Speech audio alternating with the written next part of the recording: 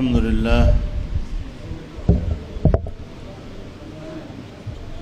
لله وكفى وسلام على عباده الذين اصطفى لا سيما على سيد الرسل وخاتم الأنبياء وعلى آله وصحبه ومن بهديه مهتدى أما بعد فأعوذ بالله من الشيطان الرجيم بسم الله الرحمن الرحيم وأمرهم شورى بينهم صدق الله العظيم.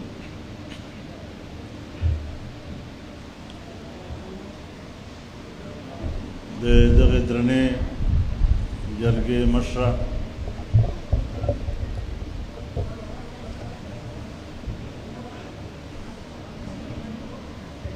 او په دغه جرګې کې ګډون کوونکو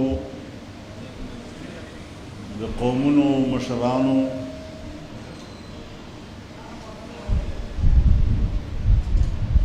ډېرې مودې نه بعد دغه جرګه را بلل شوې ده.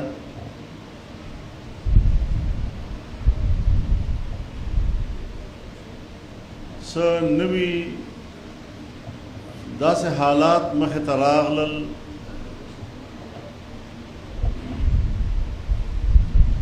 چې د دې خبرې ضرورت محسوس شو چې موږ په دې نوو حالاتو باندې بیا یو وارې ناسته وکړو، مشوره پې وکړو او چې بیا څه دغه جرګه طی کړي په هغې باندې موږ بیا عمل درآمد وکړو.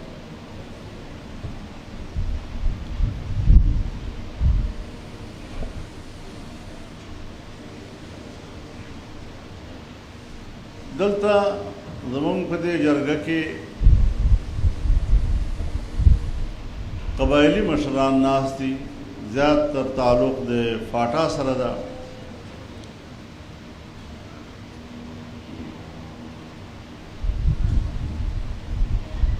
او له تېرو 10 کالو نه د فاټا په خلکو چې څه تېرېږي او په دوی باندې چې کوم ژوند اور شوی ده د هغې به څه لاره راوباسو. دا زموږ یو اجتماعي ذمہواري ده.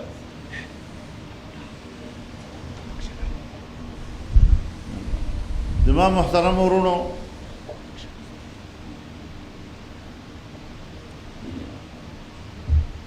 دا وخت نه د ګیلو ده،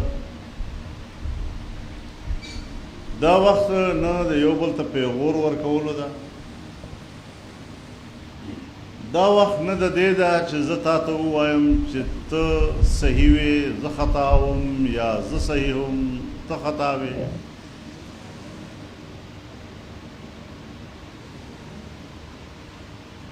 سنجیدګي سره په صورتحال باندې غور کولو ضرورت ده.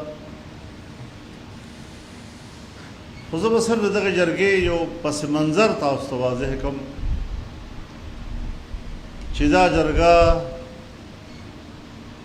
کله شروع شوې وه، د دې ابتدا وجوهات څه وو،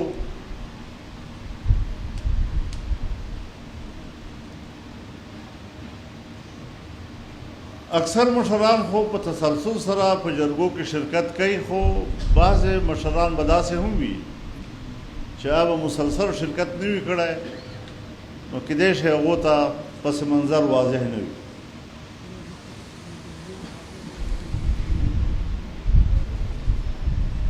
موږ چې کله بحث کوو نو په خپل بحث کې انضمام ټیک ده او انضمام غلط ده. دا د انضمام ملګری دي او دا د انضمام مخالف دي. اول خو زه دا خبره واضح کول غواړم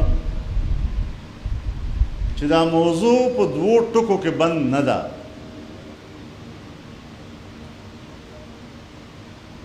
په 2012 کې دلته په صوبه کې د ANP حکومت په اسمبلی کې قرارداد پاس شو چې د فاټا له صوبه خیبر پښتونخوا سره انضمام وکړي.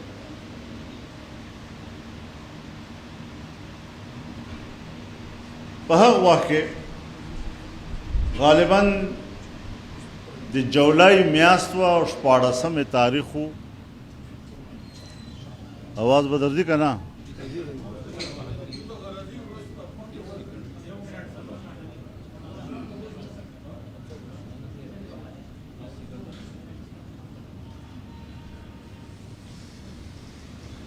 په هغه وخت کې په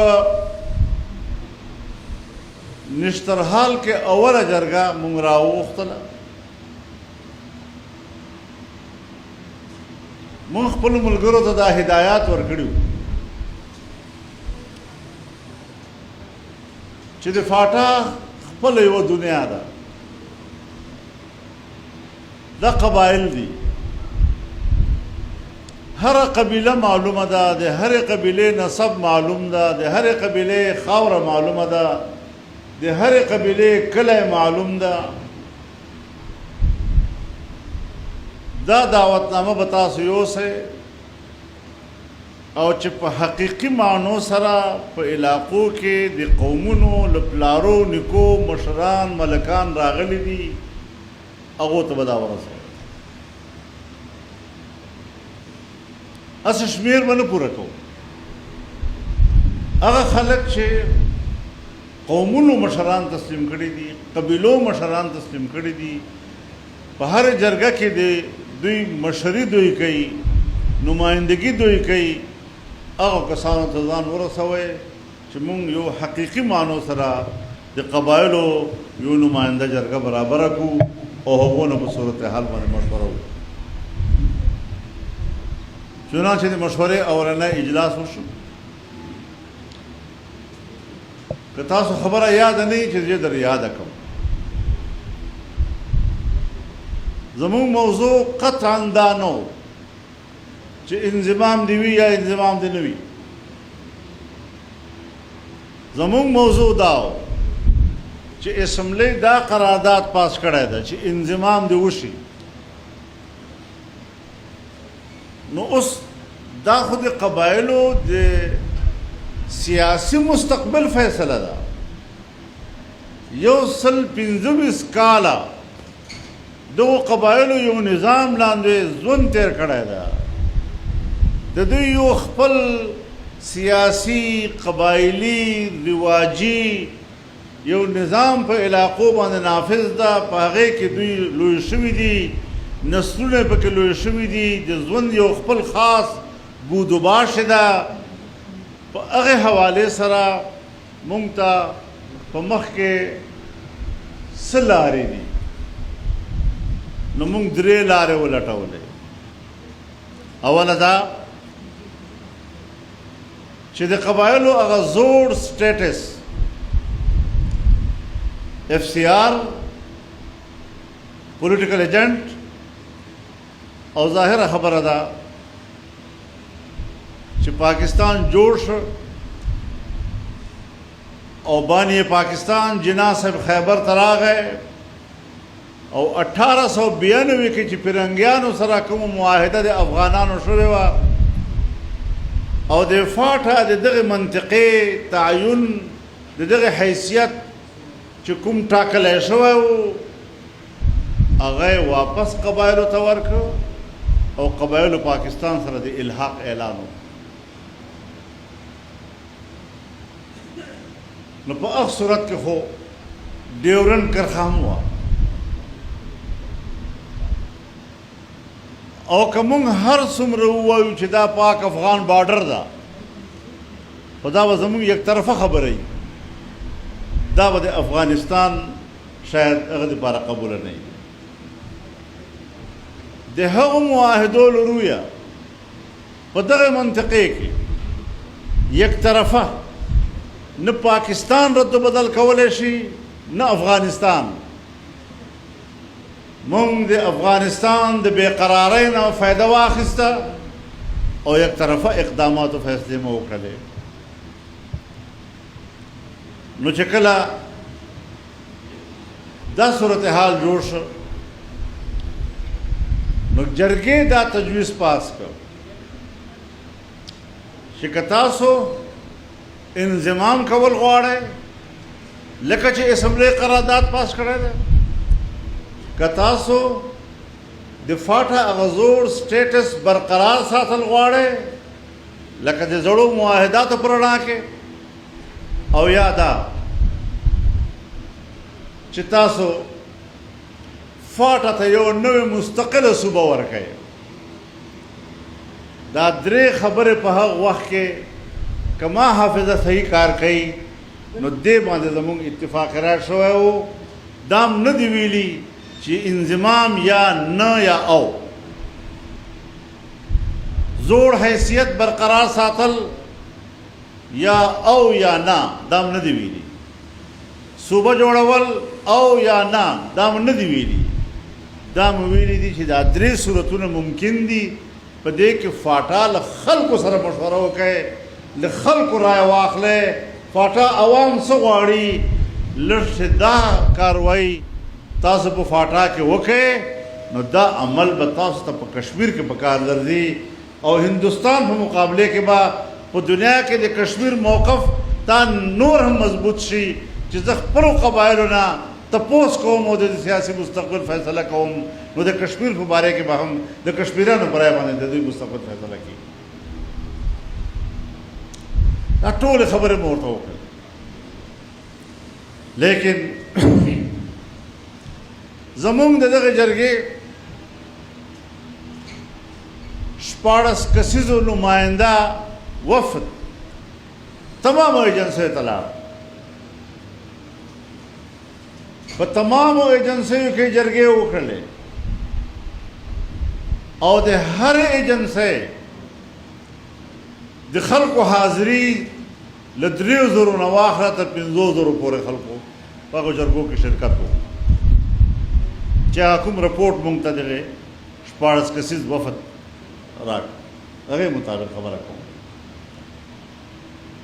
سوا د خیبر ایجنسۍ نه چې سهار په خیبر ایجنسۍ کې جرګه ده او په دې شپې دلته دماکې وشولې، تاوانونه وشول، خوف و هراس پیدا شو، نو خلکو د راتلو لارې بندې شوې.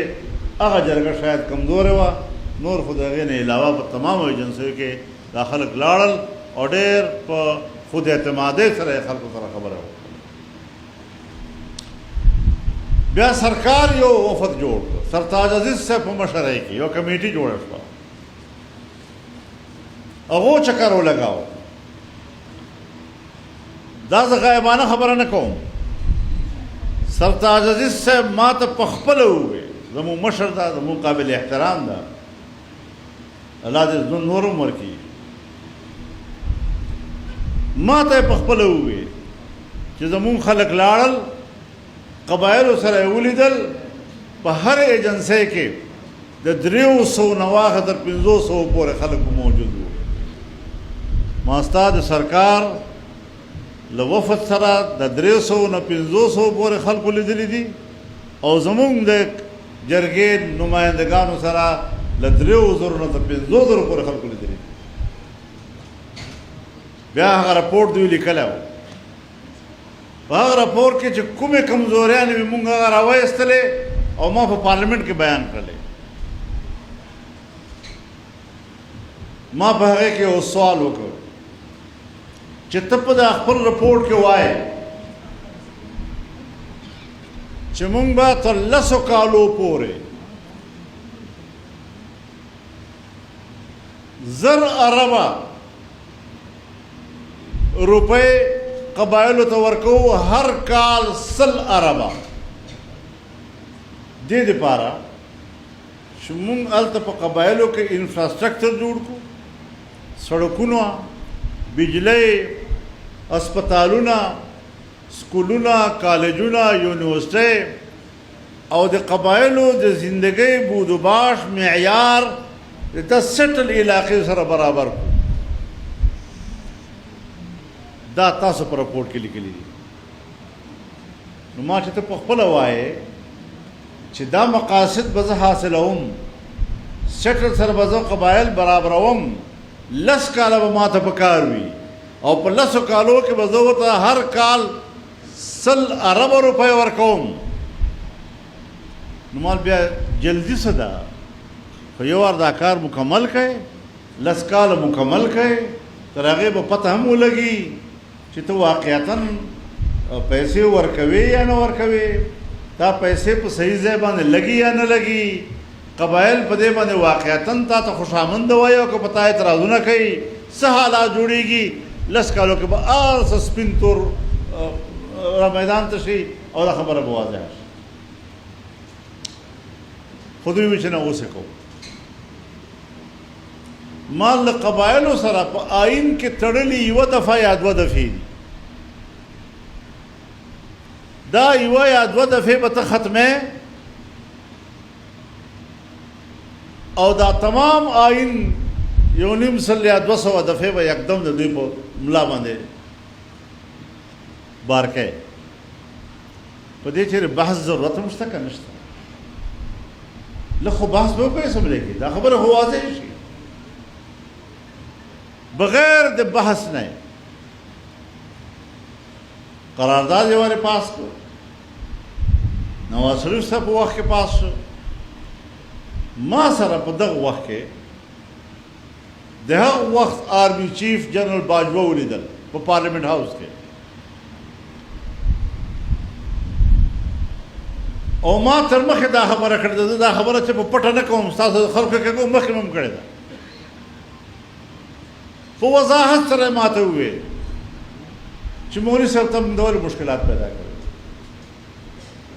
په موږ باندې امریکې دباو ده،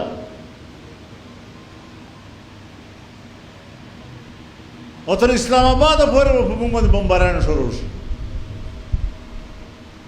کوم دا خبره نه ومنله. زه حیران شوم چې خدای پاکه موږ دومره کمزوري او داسې دباو لاندې به موږ د قومونو فیصلې کوو. په یو مجلس کې ما خبره وکړله، ما قبایلو نه خو تپوس وکړئ،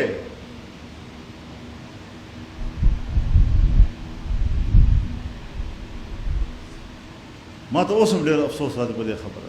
وایي قبایل لا څوک چې دوی مسله تپوس کوي.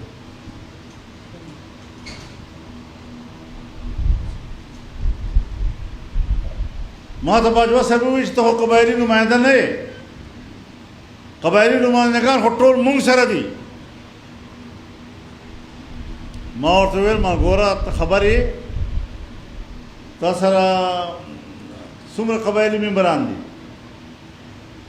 نو زه دلې وکتل، ما زه درته ښیم تا سره 19 کسان دي، په 19 کسانو کې 4 ووټه تا سره دي، 15 ما سره دي، خو 15 کسانو ته د لاس ور تړلي دي. دا در سره په څنګ کې د ISI چیف ناسته، اوس د لاس نه پړی خلاص کړي، په 15 منټو کې اندر به زه دوی پریس کانفرنس کوم او دوی به وایي چې دا فیصله غلطه ده. او بیا ما خبره په هغه ورځ باندې رښتینې ثابته شوه چې کله ووټینګ کېده او 15 کسانو ووټ نه واچاوه، دا ملک صاحب مشر ما ته مخامخ موجود ده او بهر بیان ورکړه پریس کانفرنس کې چې که مونږ ووټ اچولی وای مونږ قبایلو ته واپس پر علاقو ته نه شو تللی. دغه واقعاتو نه زه راتېر یم، چشمدید حالاتو نه راتېر یم. په قبایلو کې زما چې کوم پارلیمنٹ ممبران دي، زمونږ کولیګز ملګري، هغه ټول زما د خبرو نه خبر دي. انضمام وشو، خو انضمام نه مخکې چې کله شاهد خاقان عباسی وزیر اعظم و او جنرل عبدالقادر بلوچ د سرحداتو وزیر و،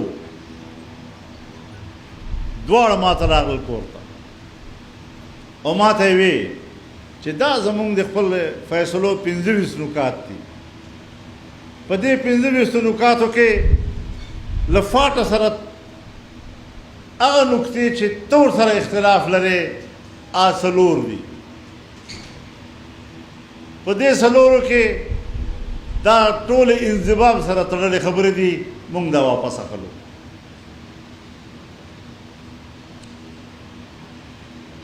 او واپس اخلو خو ته یو خبره را سره ومنه، څه چې د پېښور های کورټ اختیارات به فاټه ته توصیه کوو. ما چې د پېښور های کورټ اختیارات د فاټه ته ورکړل نو خو انضمام دی وکړه که وایي نه دا به ته را سره منې. ما که ته خامخا غواړې چې هلته د عدالت لاړ شي نو بیا د اسلام آباد های کورټ ته دا اختیار ورکړه، ځکه چې دا علاقې وفاق زیر انتظام دي او اسلام آباد های کورټ هم د وفاق کورټ ته، نو هغه به ډېر سمون خوري په نسبت دې ته یو صوبې وی هغه لرې ده. ما لرې نه ده، خو ته بینک جوړ کړه په پېښور کې ورته که نه په فاټا کې بینک جوړ کړه نو خلک به هلته مقامي طور باندې خپل مقدمات. خو دا راته ووایه مال چې عدالتونو کې خو دوه قسمه مقدمې، یو فوجداري وي یو دیواني وي. فوجداري خو بچر ومنو، روزمره واقعات کېږي، یو مدعي یو مدعی FIR درس گرفتاری وشو عدالت ته لاړل خلک. خو دیوانی کیس کې خو لینډ ریکارډ ضروري ده. دا په تمام فاټه کې د سره لینډ ریکارډ شته نه. دا وطن د پلان کې خېلو دا د پلان کې خېلو دا د پلان کې ځایو دا د وزیرو دا د دوړو دا د اورګزیو دا د پلان کې دا. وطن او خاورې تقسیم دي، په کنالو تقسیم نشته، د کور کور تقسیم نشته په دې علاقه کې. نو کوټ به څه کوي هلته؟ مچان به مړی. دا تېر کال ما ته یو کس راغلی و، د صوبې یو مشر و، نو ما ته وایي چې مونږ انشاءالله لینډ ریکارډ جوړو. ما څنګه یې جوړې؟ وایي سیټلایټ نه تصویرونه اخلو او د سیټلایټ نه به بیا لاندې مونږ قبیلې معلومو او بیا به قبیلې خلکو کې دا پلاټونه تقسیمو. ما د سیټلایټ نه به راکوزېږي هم که نه ځمکې ته. دا د دوی مجلسونه، دا د دوی خبرې چې هغه په مونږ باندې اپریشن یې وکړلې او وی چې تاسو کورونه او علاقې پرېږدئ، مونږ پرېښوې. په 24 غنټو کې په 12 غنټو کې علاقه پرېږدئ. دا خلک څنګه راوتلي دي هغه مناظر به تاسو کتلي چې څه یې په لاس راخیستی شوه، بس هغه راواخیستل، نو راسه پاته کالی پاتا، سر پاتا، سپن پاتا، پیسے پاتے، روپے پاتے، جامع پاتے، بسترے پاتے، کٹونا پات، عرصے پاتا شو. په دغه حالت کې قبایل په خپل وطن کې مهاجر شول او تش په پښتونخوا کې نه تر سند پورې تر پنجاب پورې نن پښتون پروت ته ځای په ځای باندې کیمپونه لګولې دي. په خپل خرچو ځمکې واخیستې، آباد یې کړې، هلته پکې آباد شوي دي. نن هم د خپل وطن ته لا پوره را رسېدلی نه دی. او چې بیا څنګه خپل کلي ته واپس شو، بیا هغه مناظر هم تاسو ته معلوم دي. زه به تاسو ته څه خبره کوم.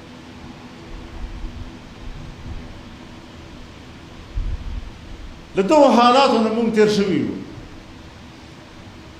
قوم نه یې تپوس نه وکړ. په دې 10 کالو کې تاسو راته ووایئ، په دې 10 کالو کې یا 8 کاله تېر شوي بھئی، 8 کاله به تېر شوي، په دې 8 کالو کې آیا تاسو ته 800 ارب روپۍ میلاو شوي دي؟ یو ارب به هم په مشکله باندې سړی برابروي چې به حکومت ووایي چې او مونږ قبایلو ته ورکړي دي. نو ولې به دا ملنډې په دې قوم باندې ووهلې؟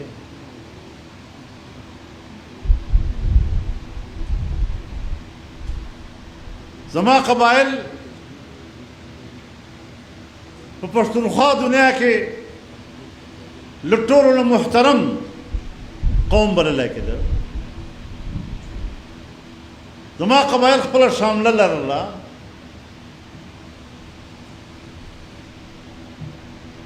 تا د هغه شامله را وغورځوله، تا د هغه پټکی را وغورځاو، او زه الحمدلله د الله شکر ادا کوم چې د ما د قبایلو پښتنو کوم پټکی، کومه شامله، کومه کوله د ده له سره تا غورځولې وه، ما به نور څه نه یې کړي، خو په اوږه به مې ورتم کړي، ځمکې ته به مې نه یې پرېښي.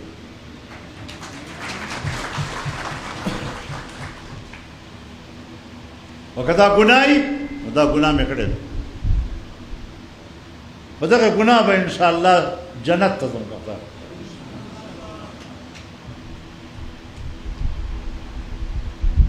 قومونه حق لري، قومونه درنښت لري، قومونه عزت لري. دا د تام سیان نه دي. او فوج ته هم وایم چې ته زما د ملک دفاعي قوت یې، ما تا په لاس کې ټوپک درکړی، ته مې د خپل لاس نه زوره ورکړی، خپله خېټه مې شمه ساتلې، خپل بچي مې شامه ساتلي، خو ته مې طاقت ورکړی.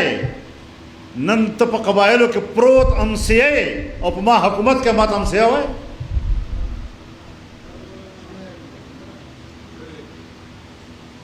فوجانو مشرانو واورئ دا آواز، زه او تا یو برابر پاکستانیان یو. زما یو غریب قبایل د پاکستان یو غریب شهري چې په جیب کې کم شناختی کارت لري او د شناختی کارت په اساس د پاکستانی ده، قسم د ته هم د شناختی کارت په اساس پاکستانی ده. ما ته به د برابر په نظر ګورې، ما ته به د همسایه په نظر نه ګورې، او که د همسایه په نظر ګورې بیا د قسم د چې سیالم درته مخامخ کېږم او ته درېیم درته بیا.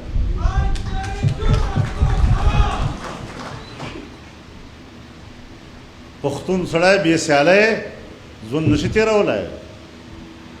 موږ د چا همسایه نه یو، خو پلارو نیکو نه کلک پښتانه یو، خپل تاریخ لرو، ځلند تاریخ لرو، قابل فخر تاریخ لرو، په خپلو آبا او اجداد باندې فخر کوو.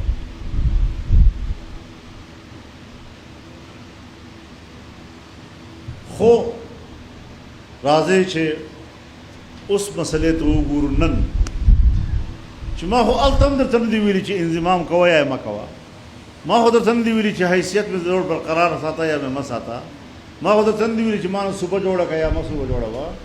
خو قوم نه تپوس وکړه. راځئ چې نن بیا په دغه موضوع باندې مشوره وکړو.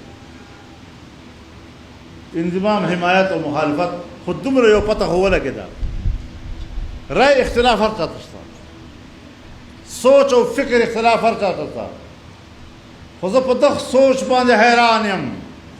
ای قبایلي مشرانو او هغه مشران چې ژوندي دي او د اسلام آباد په کنونشن سنټر کې د پاکستان له تمامو جماعتونو سره، که سیاسي وو، که هغه مذهبي وو، که هر قسم تنظیم وو، له هغو سره تاسو میټینګ شوی وو او هغو په میټینګ کې چې له تاسو سره او کړي وو، آیا په اسمبلی کې ووټ هم په هغه او واچاو که نه واچاو؟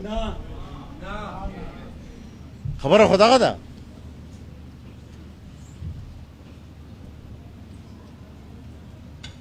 که ما هلته او کړي او وروسته به هغه خلاف کړي، زه ګرم یم درته. په جرګه کې راته ووایه چې ګرم یې، او که تا فیصله کړي او ما در سره او کړي، په کار ده چې سیاسي خلک په او باندې ټینګ پاتې شوي وای که نه. مال وزیر اعظم صاحب تا خو ما سره ومنل چې دا درې نکتې به وباسو. بیا چې میاشت دوه میاشتې تېرې شوې، بیا د خلک راووختل او ویلې چې نه اوس مونږ خو مجبوره یو جي، مونږ خو مجبوره یو. نو ما درته وویل په اجلاس کې تمام پاکستانی سیاستدانان د پارټیو مشران ناست هغو په موجودګي کې ما له ته چې ما خواته راغلی وې تا ما سره چې کومې خبرې کړې وې هغه څه ما نوټ کړي دي ګوام نشته خو تاسو 2 کسان وې او زه 3 کسان سره ناست وم تاسو څه خبرې چې ما ته کولې ما څه 2-3 نوټه واخیستل ما سره لیکلي پراته دي زه دې خلکو ته مخ بیانوم که ما غلط نوٹ کړي ما ته چې مخامخ ووایي چې فضل الرحمن غلط دروغ لیکلي دي او دروغ وایي او که ما تاسو خبرې صحیح نوٹ کړي بیا دې خلکو ته موږ ګواهي ورکړه چې فضل الرحمن صحیح خبره کوي نو چې ما خبرې ورته وکړلې چې دا تاسو ما سره خبرې کړې وې نو عبدالقادر بلوچ هغه وویل چې مولانا صاحب دا ټولې خبرې مونږ در سره منلې دي او مونږ در سره کړي دي خو مونږ بیا مجبوري ده اوس هغه مجبوري تاسو خپله تشریح وکړئ چې مجبوري به صحیح نو ټولو ورته وویل چې ښه تا جمعیت سره خبرې طی کړي دي بیا دې مونږ کېنولي سوال خو صحیح و ګیله خو صحیح وه خو ورپسې دوم ټکی کاوه چې بس تا ته یې خیال چې څنګه دې خوښوي چې څنګه دې خوښوي دغو حالاتو نه حضرت خبره نن دې ځای ته راغله چې نن حکومت په دغه پېښور کې آرمي چیف راغلی وزیر اعظم راغلی جرګې سره کېنستی په هغه مجلس کې د تاسو خلکو شکایتونه اورېدلي او شکایتونو په نتیجې کې دا اعتراف وکړ چې مونږ باید چې په دغه انضمام فیصلې باندې بیا نظر ثاني وکړو او هغې ته مونږ کمیټۍ جوړو اوس یې کمیټۍ جوړه کړې ده او هغه کمیټۍ کې به زمونږ د صوبې څو کسان زه خبر نه یم خو به هر حال یو کمیټۍ جوړه شوې چې څو قبایل به یې پکې زه لا خبر نه یم فیصله به د تای د ستا د مستقبل به یي ستا د راتلونکو بچو به یي او ستا رای به پکې شامله نه وي اوس دا کمیټۍ چې حکومت جوړه کړې ده اول خو دې موږ په دې پوه کړي چې ته څه غواړې دا ټول انضمام فیصله واپس کول غواړې زوړ سټیټس بحال کول غواړې نوې صوبه جوړول غواړې ګیلګت بلتستان په شان دی یو د صوبې سټیټس ورکول غواړې خپل مقصد خو واضح کړه چې زه په هغه مقصد باندې تا ته رایه درکړم تا خو ما ته نوک راښکاره کړ وایي دا جرګې سیسټم که دوباره بحال شي نو جرګې سیسټم چې یو ټوکری یو نوک ما ته راښکاره چې دا بحال کېږي نو نوک پسې به راته وخوښایه کړم چې څوک به هم وي که به نه وي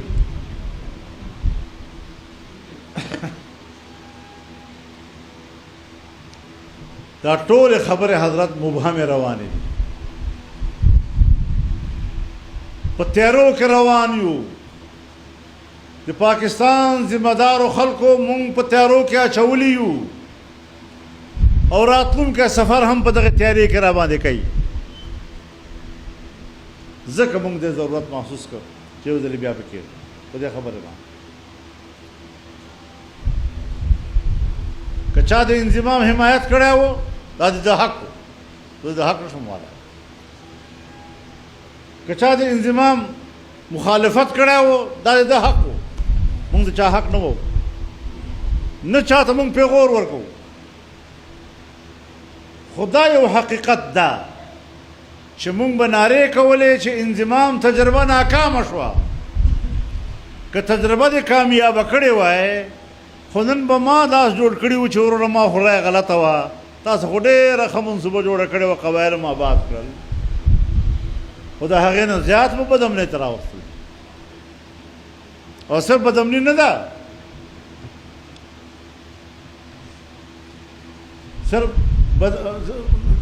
صرف دا خبره نه ده چې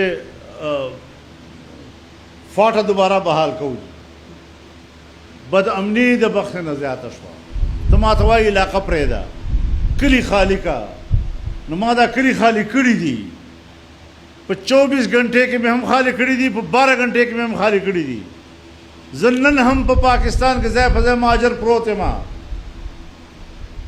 تا ما ته کوم امن راکړ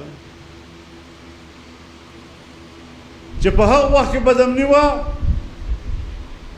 نو په هغه وخت کې مسلح ګروپونه له سیپیک نه 100 کیلومتره لرې وو نن زما د صوبې سیپیک هغه د مسلح ګروپونو په قبضه کې ده ستا فلسفه ستا حکمت عملی ستا کارکردگی خو زه نور ورته